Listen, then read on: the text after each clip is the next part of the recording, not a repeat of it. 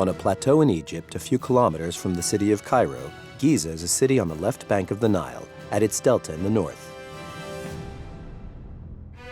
Giza is world-renowned for its immense necropolis and its very famous and great pyramids, those of Cheops, Khephren, and Mykerinos. The Great Pyramid of Cheops, with its sides aligned to the four cardinal points, measures over 230 meters at its base for a perimeter of 922 meters. It weighs about 5 million metric tons, each brick of polished limestone weighing an average of 2.5 metric tons. 137 meters tall, it dominates the Giza Plateau. The Pyramid of Cheops, built under the ancient empire during the 4th dynasty around 2650 BC, is the Great Pyramid. The tallest pyramid in Egypt, and until the beginning of the 20th century, it was also the largest, the highest, and the most massive monument ever constructed. For 2,000 years, this pyramid has been one of the 7 wonders of the world.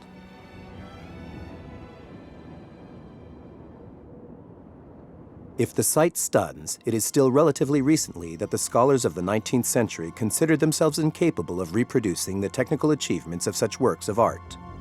Theories began to appear as they tried to get to the bottom of the mysteries.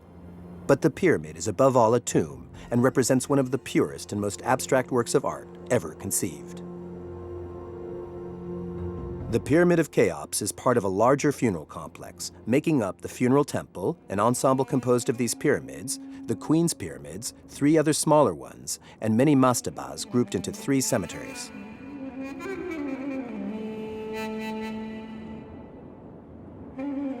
Little is known of Cheops' reign. Only one ivory statuette in his honor, about 10 centimeters high, has remained. He was the son of King Sneferu and Queen Hetepheres I, and is considered by many to have been one of the greatest pharaohs of ancient Egypt.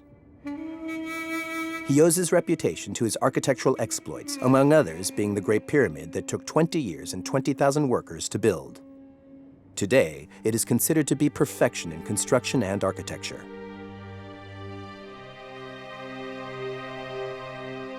The entrance to the pyramid is 15.63 meters high and has above it a system of evacuation with arcs and monolithic beams.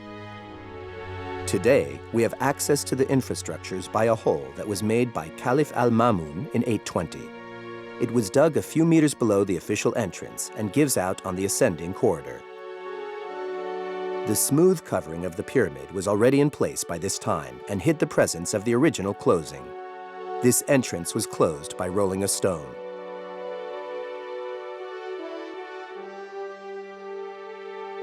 The siding, originally composed of fine limestone, has almost entirely disappeared. There are only a few blocks remaining, resting on the stones at the base, unlike that of the Pyramid of Khephren, the son of Cheops, which has been much better preserved. During their heyday, the pyramids must have been majestically brilliant under the sun.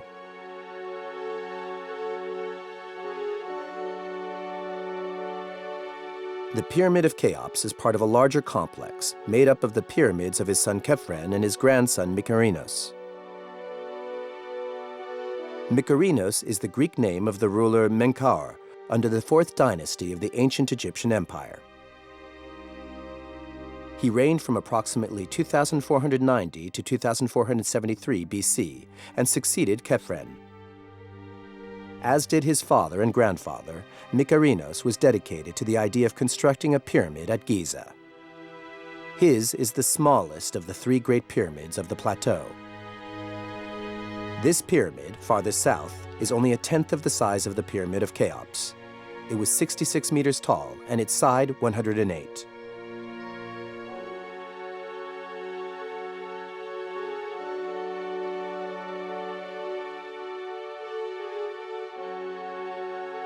The funerary complex also includes 3 pyramids of queens, and Cheops had also included a tomb for his mother, Hetepheres I.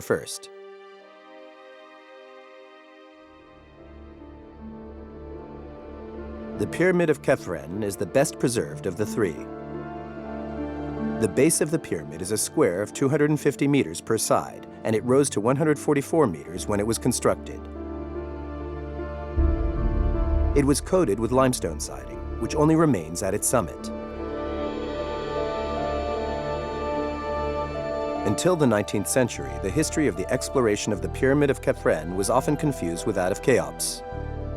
To have the first description of the pyramids, we turn all the way back to the Greek historian Herodotus. At the death of Cheops, the royal reign came to his son Khephren. The son followed in his father's footsteps and constructed a pyramid himself that, in all honesty, did not reach the dimensions of that of Cheops. The Giza Sphinx is the statue that stands before the Great Pyramids of the plateau. 73 meters long, 21 meters high, and 14 meters wide, the Sphinx is a monumental sculpture carved into a natural headland of solid rock. It is a therianthropic statue because it shows the intertwining, to mystical lens, of man and animal. Its head faces the east. The Sphinx's body is that of a reclining or couchant lion, and its head that of a ruler wearing the nemes, or headcloth, emblematic of the pharaohs, decorated with a uraeus, the cobra, on the forehead. For a long time, it has been identified with the pharaoh Khafra, the son of Cheops, and the face might be that of Cheops himself. Several clues support this, such as the headdress, the breadth of his chin, the form of his ears, or his ceremonial beard. It is at the foot of the Sphinx, opposite the pyramids, that Napoleon Bonaparte, who later became the Emperor of France, famously declared, "Soldiers, from the top of these pyramids, 40 centuries look down upon you."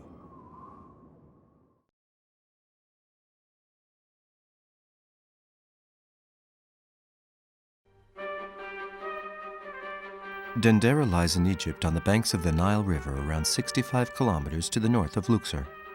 Begun under the reign of the last Ptolemy, the Temple of Dendera was finished during the Roman Empire under the Emperor Nero around the year 60 AD. Its main temple, dedicated to the goddess Hathor, is the largest, covering some 40,000 square meters. It is also one of the most well-preserved temples of the site, if not the best in all of Egypt. It is also one of the most well-decorated of the Ptolemaic era. In Egyptian mythology, Hathor is the goddess of love, beauty, music, motherhood, and joy.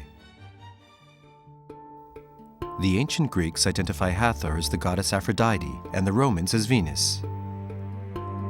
In Egypt, the goddess of the power of femininity was Isis, but though the two goddesses were initially in competition, they were merged in the later periods, and we see representations of Isis with the haircut of Hathor appear. Hathor is generally represented as a goddess cow, with horns between which the solar disk and uraeus appear.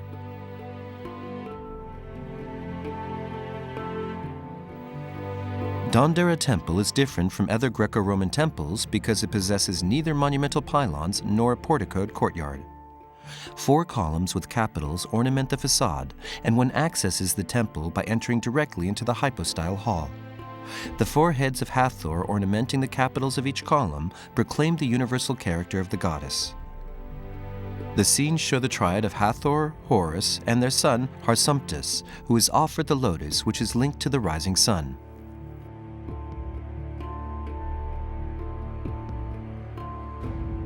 At certain hours of the day, the light skimming the architrave allows one to better contemplate the diverse divinities making offerings, who advance towards the centrally located symbol of the goddess, the winged solar disk.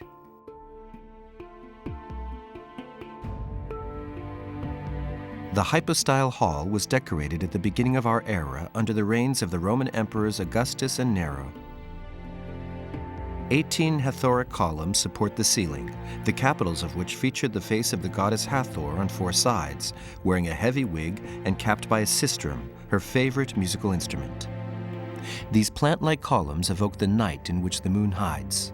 They represent the primordial swamp from which all creation springs, the source of all life.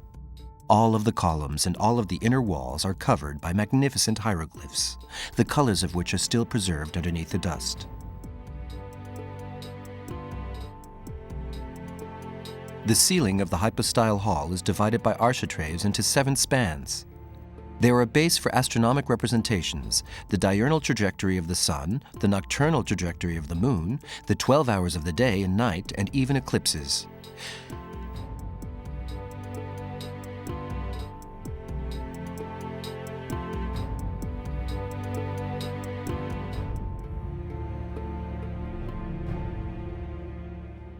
Astronomy is linked to the cult of Hathor, and the priests closely followed the movements of the stars as a way of establishing a precise calendar of religious celebrations. Another span shows the lunar calendar divided in 14 characters representing the phases of the moon.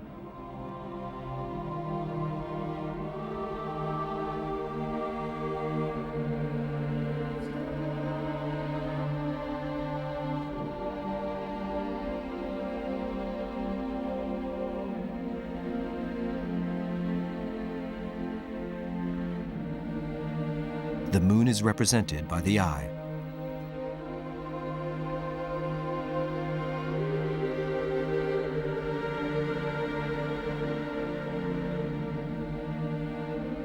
In the sanctuary, they put the boats destined for the goddess as well as her statues. The bas-reliefs depict a succession of daily religious rites the king had to accomplish, like breaking the seals of the door, worshipping Hathor, or offering her incense. Of course, the king himself could not accomplish all these rites on his own. These are the priests who acted as his substitutes for the task.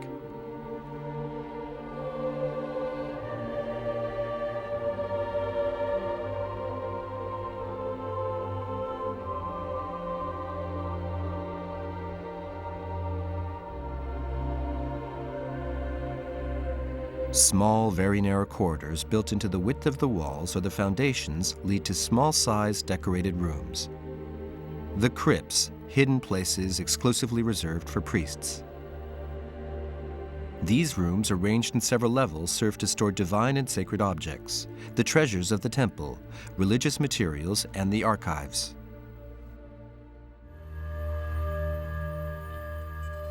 Within the width of the wall, there is also a staircase that allows access to the roof. Halfway up the stairs, the procession would stop in order for the priest to complete all the rituals celebrating the union of the goddess Hathor to the solar disk. The roof of the temple was topped by the kiosk of the disk, laid out on a rectangle with its 12 columns pointing Hathor's face to the 4 cardinal directions. This is where the celebration of the New Year was held each year. With the rising sun, as part of the ceremony called the Union to the Disk, they would transport the statue of Hathor to the roof of the temple so that it could be regenerated by the solar rays of her father Ra.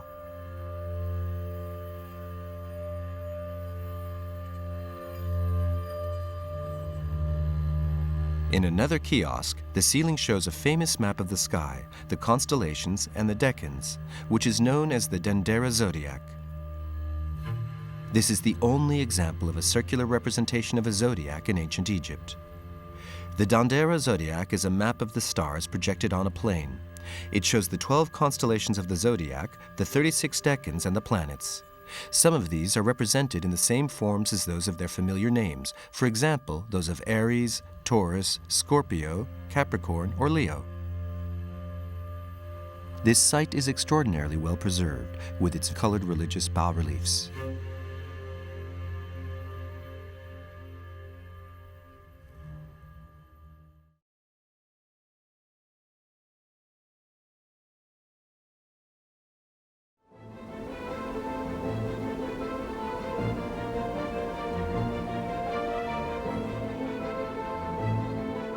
The colossal site of Karnak is one of the largest religious complexes in the world, with an incredible architectural diversity.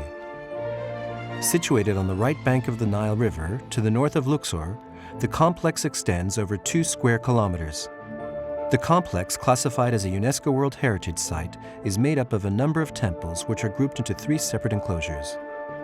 In former times, there was a landing jetty to which tugboats and vessels used for the animal grand ceremonies on the Nile would moor. The jetty extends into the dromos. This is a processional alleyway. On either side are cryosphinxes, and between their legs are statuettes, which originally bore the names Tutmosis IV and Amenhotep III. Ramses II had them replaced with his own name.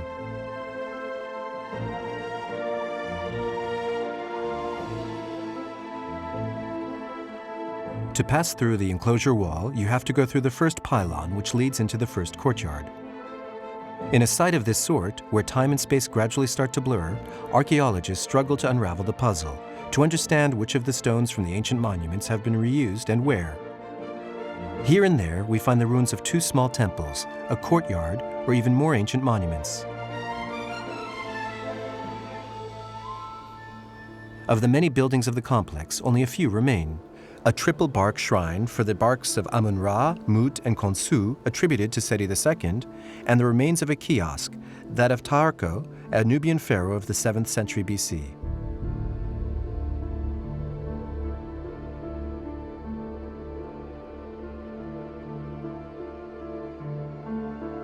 The 21-meter column which stood in the center of the courtyard is the last remaining trace of the kiosk, which once had 10 papriform pillars connected by stone architraves supporting a simple wooden floor. Pharaoh's sacred bark was kept under this.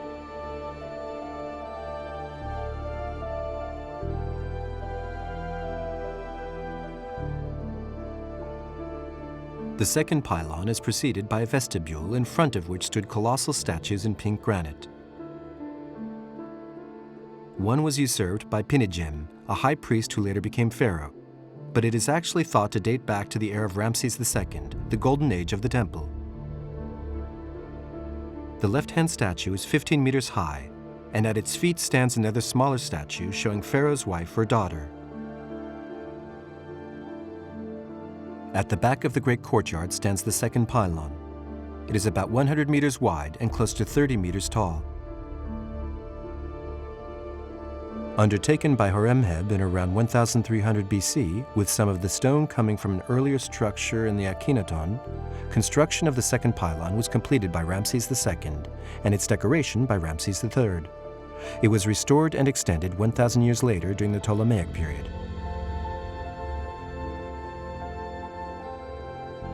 Like the Temple of Seti II, the Temple of Ramses III was built well before the construction of the final external wall of the site of Karnak.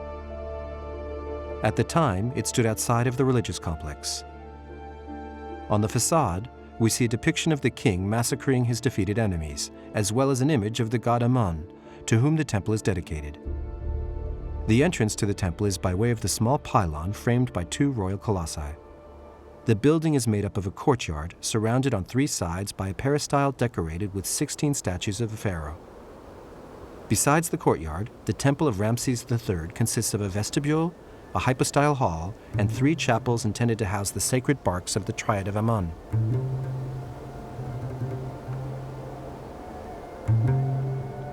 The most majestic part of the Temple of Amun is the hypostyle hall, located between the second and third pylons. Made up of 134 monumental columns, it resembles a gigantic papyrus thicket carved in stone. Originally, it would have been covered by a roof, with light filtering in through latticed windows, some of which are still in place. The inscriptions are still visible on the columns, most of which are still standing. An incredibly rich source of information for historians. The columns are perfectly aligned on the central axis of this immense hall, 103 meters long and 53 meters wide. The columns were roughly 23 meters tall. They increase from a circumference of 10 meters to 15 meters at the top, where the capitals open up into flowers. The supports for the side aisles are 15 meters tall, with a circumference of about 8 meters.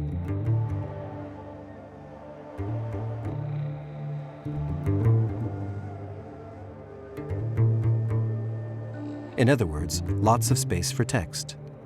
The inscriptions on the columns recount the sagas and exploits of several pharaohs. Engraved into the stone, they are there for all to read. The challenge is deciphering them.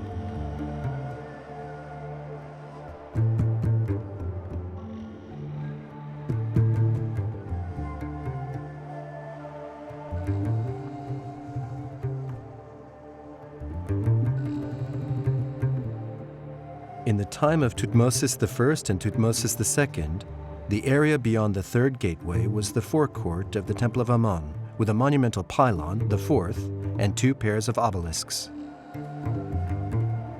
The obelisk, which is still standing, the work of Thutmosis I, is an immense block of monolithic granite, 22 meters high and weighing around 140 tons. The other monoliths were pulled down and transferred to the major cities of the Roman Empire, where they were shattered by earthquakes.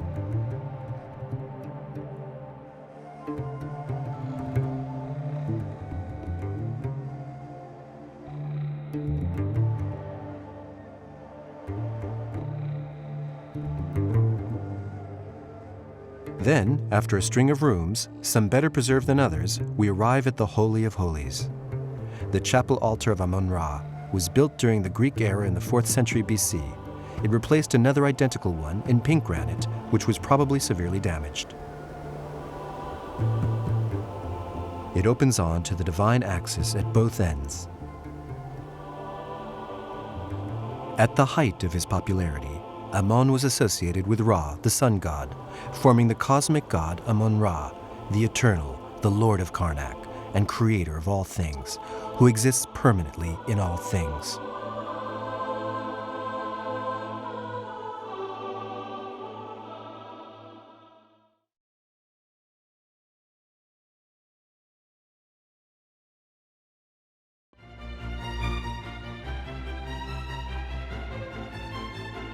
Jewel of the Nile, constructed for the most part under the 18th and 19th dynasties in the 14th century BC, the Temple of Luxor or Opet in the south is an Egyptian temple dedicated to the cult of Amun.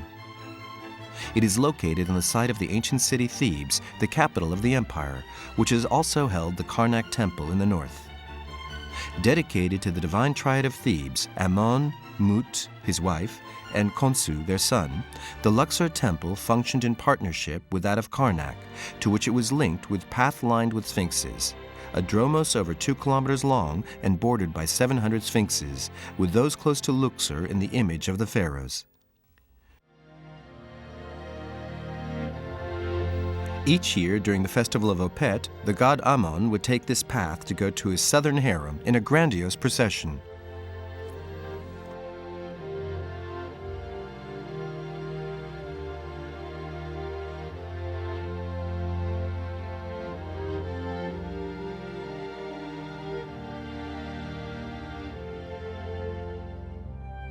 The oldest currently visible parts of the temple date back to Amenhotep III. It was later modified by Ramses II, who notably added 6 monumental statues and 2 obelisks, one of which was offered to France in 1831 and has stood in the Place de la Concorde in Paris since then. The Great Pylon entrance measures 65 meters wide and 24 meters high. Its 2 massifs were originally covered by a white primer decorated with precious metal plaques and sculpted decorations painted with vivid colors. 4 baboons in poses of adoration are carved onto the pedestal of the pink granite obelisk that remains in place. This obelisk stands about 26 meters high and weighs around 230 tons.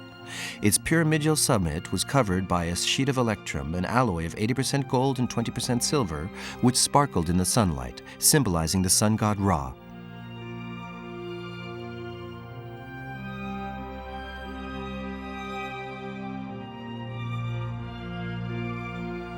Luxor Temple was conceived according to a classical plan. Crossing the pylon through a narrow door, the procession which came from Karnak with the solar boat of the god Ra would first cross this courtyard before getting to the sanctuary, where the statuette of the god was kept in the precious naos. This first courtyard, built under Ramses II, is surrounded by porticos, including a double row of 74 massive columns that recall those of Karnak. With smooth bases and closed papyrus-shaped capitals.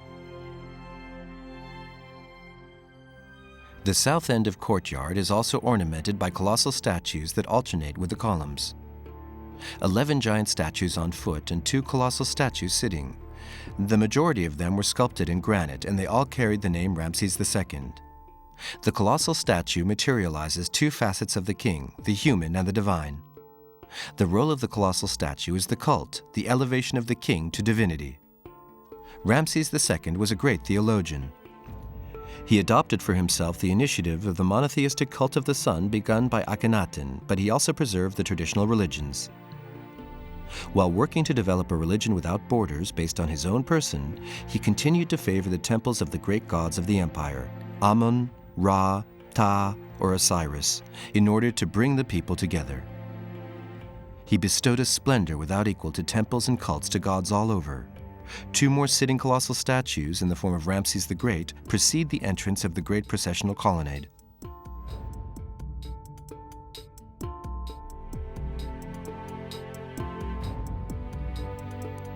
The reliefs on the lateral walls of the pathway date back to Tutankhamun and Horemheb in the 14th century BC.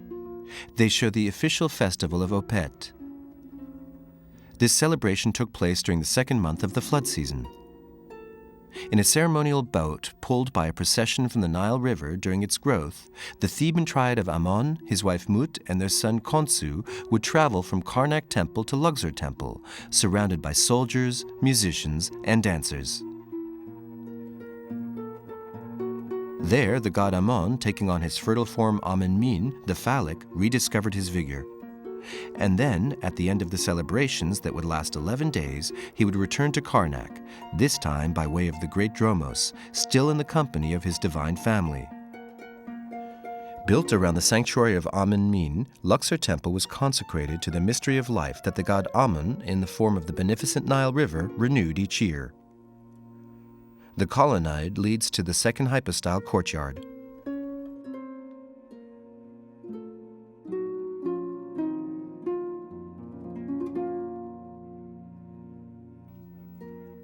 But let's go back to ancient times and another room with representations of the gods, located nearby at the end of the temple. This small room with 4 columns held the table of offerings. Here, during the 15 days of the festival of Opet, priests followed each other in, leaving the diverse fresh victuals that were necessary for the festivities of the gods. The decorations show Amenhotep III paying tribute to God and receiving the crown of Egypt from the hands of his divine father Amon. The rooms leading up to the naos commemorate the myth of the king's supernatural origin in graven images. Amon will once again marry Mut, who will again give birth to Khonsu, a ritual where the pharaoh will also be reborn from his father Amon. Thus, each new reign favored the beginning of a new cycle. Furthermore, this allowed a celebration of the permanence of the royal function, periodically renewed by Amon. This was, in fact, the major function of such a temple.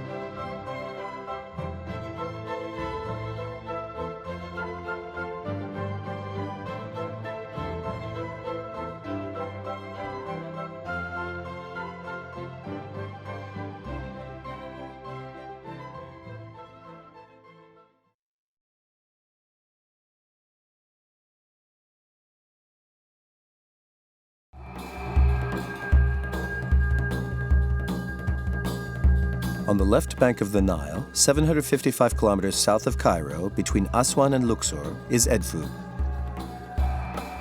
The god of this city was a falcon god, and its temple is devoted to the cult of Horus. This is the greatest and biggest temple of the Ptolemaic dynasties, in other words, from the Greek period, around 300 BC. 137 meters long, 79 meters wide, and with pylons of 36 meters, it is one of the best preserved temples in Egypt. Dedicated to the triad composed of the father Horus, his wife Hathor, and their son Harsamotus. Before the masted entrance are 2 gray granite statues of the falcon god.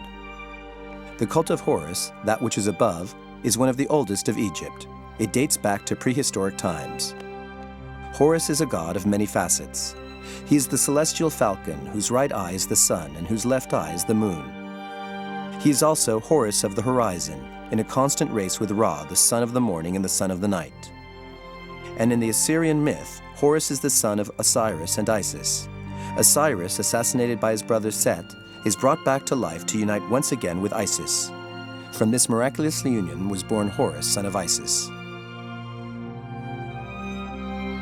Beyond the great pylon, the great paved courtyard is surrounded on 3 sides by a gallery of columns, the last of which are topped with capitals, composites, florals, and open tops, with their trunks entirely decorated with stories of the king before the gods. All the columns are different.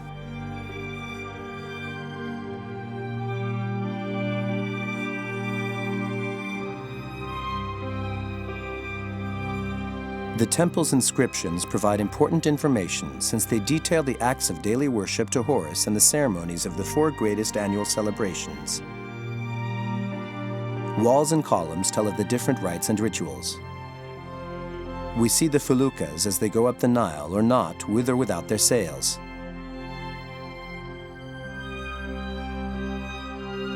The decorations of the courtyard are based on the celebrations of Hathor and Horus, but also of the divinities linked to Horus in one way or another.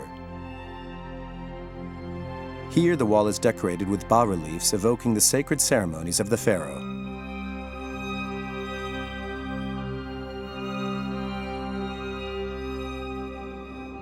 At the back stands a superb statue of Horus the falcon, wearing the double crown of Upper and Lower Egypt. Carved from a block of gray granite, this statue guards the entrance to the sanctuary. The facade of the pronaos is formed by 6 columns with palmed and floral capitals, between which are low walls separating the interior court of the temple. Before entering this part of the temple, the king had to be purified. The facade reliefs represent this ritual realized by Horus and Thoth. The ceiling of the vestibule is supported by 12 columns with varying capitals decorated with flowers and palms.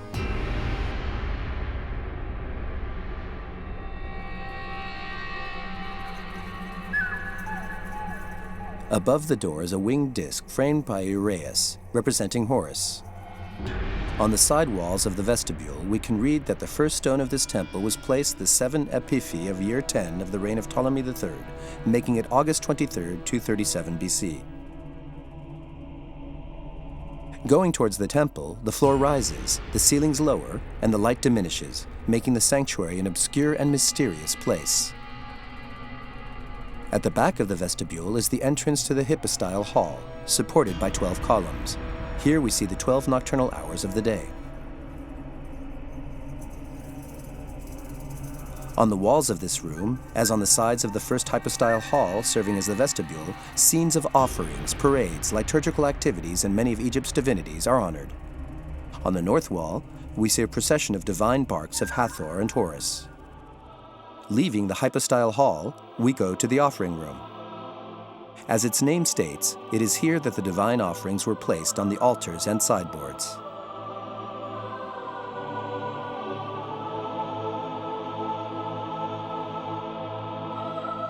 One of the chapels surrounds the sanctuary that houses a replica of the sacred bark. The divinities were carried by bark to visit other gods and other temples during majestic processions.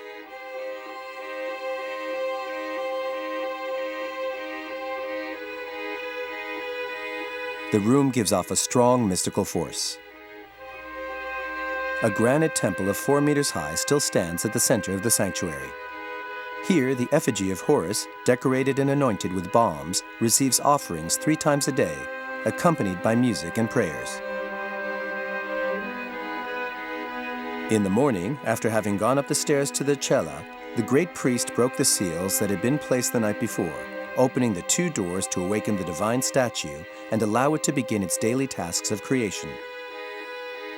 At night, he closed the cedar doors, sealed them anew, and retired by walking backwards, after having erased all traces of his footsteps with the help of a broom.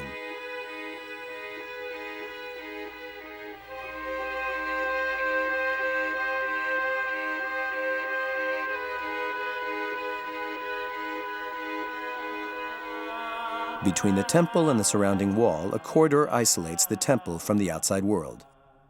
This one is adorned with scenes from the myth of Horus, in which the god had to prove, through many trials, that he was deserving of the Egyptian throne. Many great celebrations are represented. The fertility ceremonies of the Nile, which are linked to the annual visit of Hathor from Dendera, where she comes to reunite with her husband.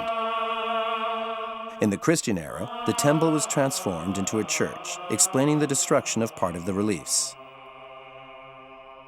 The west wall tells the story of Horus's combat against Set, a hippopotamus and the murderer of his father Osiris. To avenge the death of his father, Horus confronts him and wins the battle, thus inheriting the Egyptian throne. The contrary of Set, who represents violence and chaos, Horus represents order, and like all pharaohs, he's the guarantor of universal harmony. In Egypt, it is this belief that bathes the Nile Valley.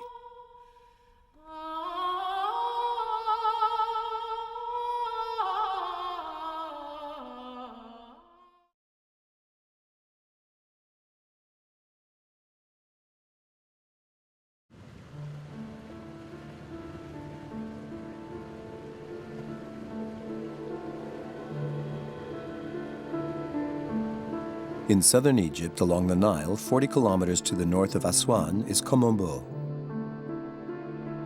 From the Greek ombos, meaning city of gold. A medium-sized town during the Pharaonic era, it grew into a substantial metropolis by the Ptolemaic era, after the year 300 BC. Its temple became one of the most important in the Nile Valley. This temple was extended and replaced an older, smaller sanctuary, constructed more than 1,000 years earlier. A double wall was built, bringing all of the buildings into one enclosure. To this day, all of the walls and corridors of this temple are covered with reliefs, some of which still have traces of color.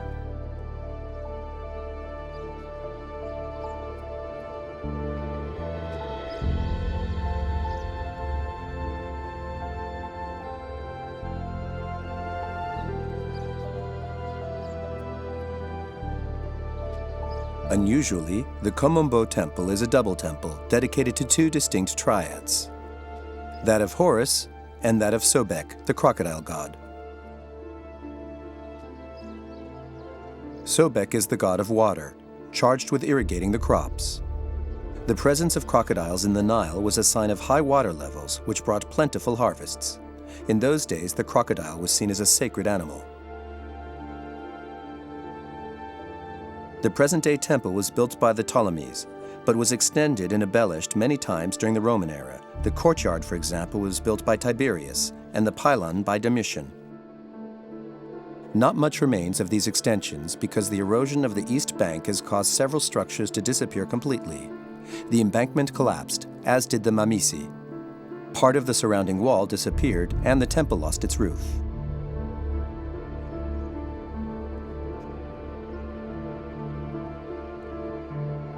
Going back towards the temple, we walk the length of the sanctuary wall, which is engraved with depictions of offerings and tributes, evidence of the country's wealth and power.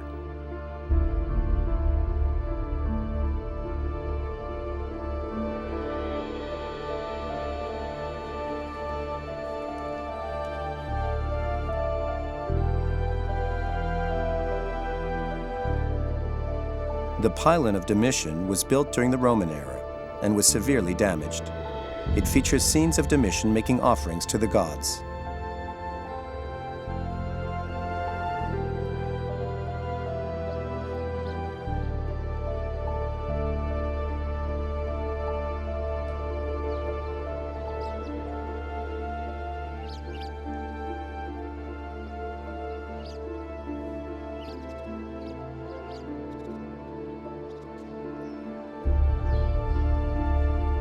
Unusually, the Kom Ombo temple was dedicated to the cults of two gods, both equally important: Horus, the falcon-headed god, and Sobek, the crocodile god.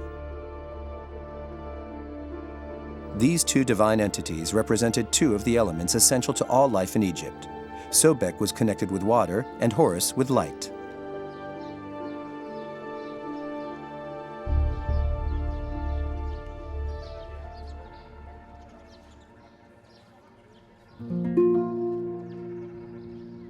The whole temple is separated in two. The northern part is dedicated to Horus and the southern half to Sobek. Each of the parallel halves of the monument has its own separate entrance, but they connect transversely. A complicated series of doors make it possible to isolate or connect the two sanctuaries for different occasions.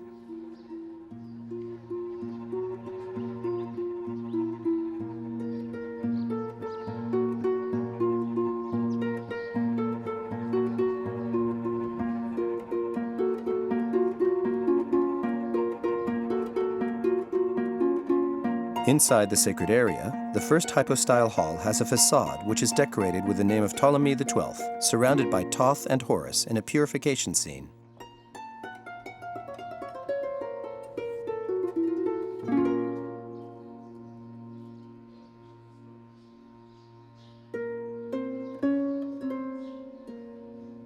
The ceiling is decorated with cosmographical representations and is supported by 2 rows of 5 lotiform columns.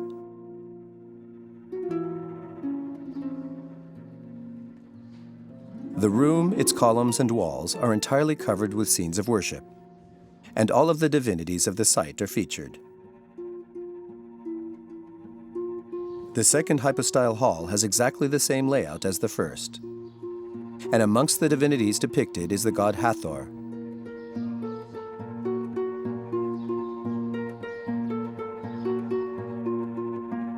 On leaving the hypostyle halls, we enter the 3 intermediary rooms or vestibules. At either end of the vestibules are 2 lateral rooms which probably contain the temple treasures and the stores of offerings.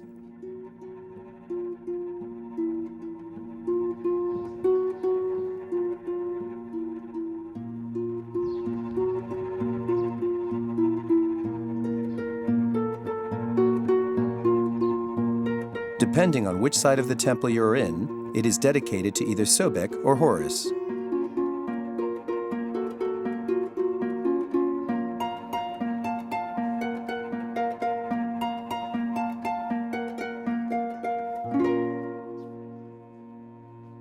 As you approach the holiest of holies, the ceilings are covered with magnificent colored relics, here in honor of Horus.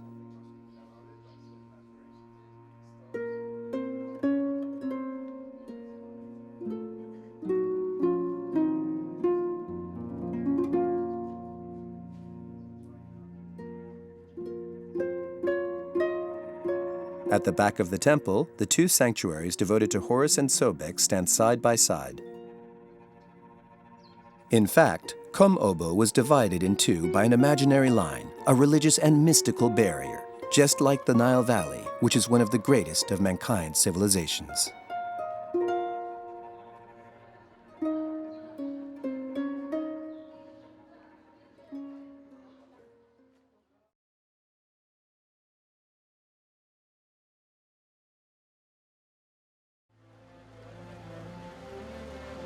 In Upper Egypt, in the Nile Valley, among the numerous temples and tombs left there by the different pharaonic dynasties that were later restored, the Temple of Philae is unique in that it was moved stone by stone.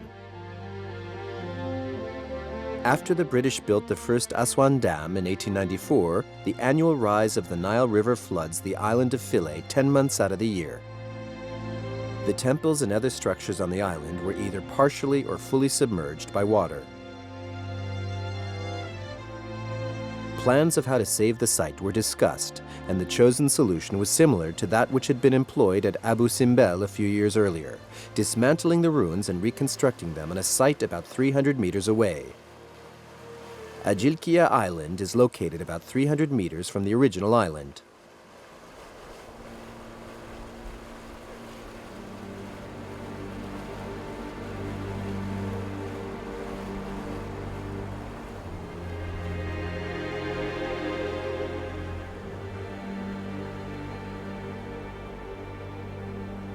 In the ancient town of Philae, there was a temple dedicated to Isis. Its construction was begun by Nectanebo I, one of the first Egyptian pharaohs, and finished by the Romans. The temple was dedicated to the cult of the goddess and attended by the Nubian community until the mid-6th century, when Emperor Justinian ordered it to be transformed into a Coptic church. Isis was the mother goddess of the Egyptian cult. She was woman, wife, and universal mother, goddess of marriage and of children. As a magician who had brought her husband Osiris back from the dead, she was seen as a healer and protector of children.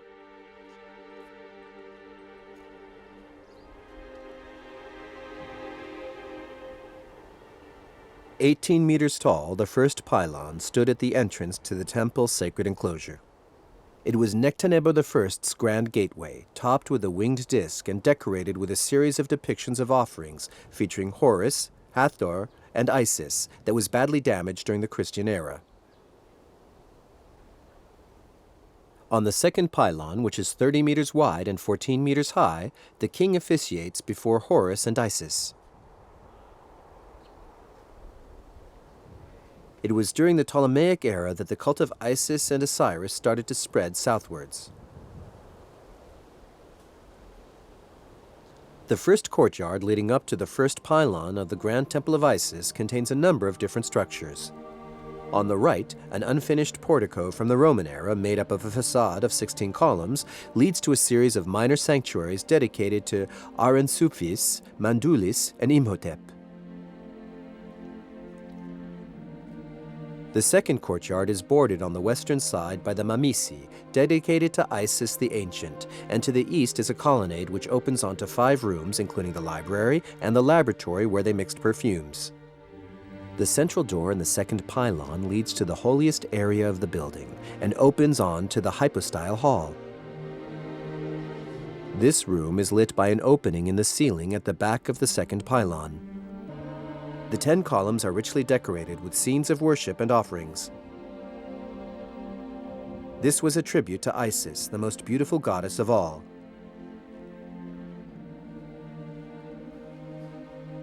On one of the columns is the cartouche of Cleopatra III. And despite what some guides might claim, there are absolutely no cartouches of the Cleopatra VII, the one with the big nose.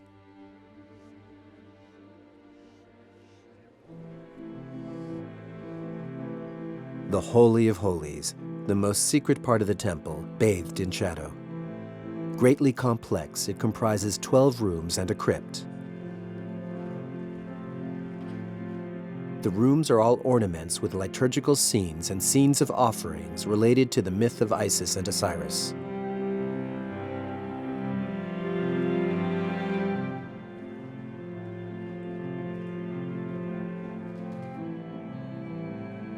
The shrine itself lies deep inside in the central room. The naos sheltering the statue of the goddess. You can still see the pedestal for Isis's bark, made of red granite. Here, once again, the walls are literally covered with magnificent ritual scenes. The lithic art of Philae at its best.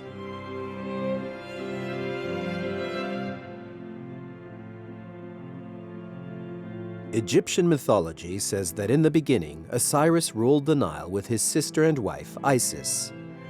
Osiris was a good, wise king, and Egypt prospered. But Isis and Osiris had a jealous brother, Set, the king of the desert, who wanted to take the place of Osiris. One night, Set invited Osiris and Isis to dinner and brought out a magnificent sarcophagus, promising to give it to the one who could fill it. Several nobles tried without success. Then came Osiris's turn, and he laid down in the sarcophagus, hardly imagining that it had been designed specifically for his dimensions. The treacherous Set closed his brother in the sarcophagus and threw it into the Nile. Isis left to search for her husband. Her voyage led her to the place of King Byblos across the seas. But Set discovered it, cut it into 14 pieces, and dispersed them into the Nile. Isis, persevering, found them all. And then, after having put the pieces of her husband back together, she brought the body back to life. The god Horus was born from this love. Since that day, Isis cries every year for the death of her husband. And legend has it that the Nile floods because it is full of her tears. This myth is depicted by the reliefs on the naos at the Temple of Philae, the Temple of Love.